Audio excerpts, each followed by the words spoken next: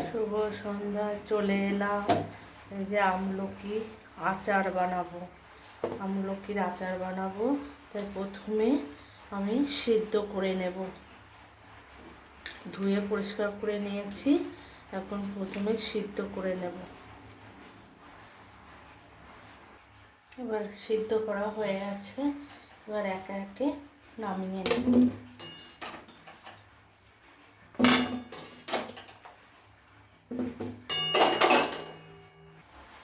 একে একে বিচিগুলো ছাড়িয়ে নেব।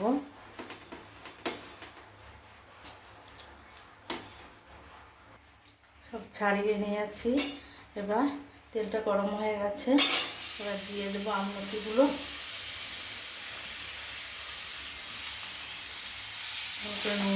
নেড়ে নিতে হবে,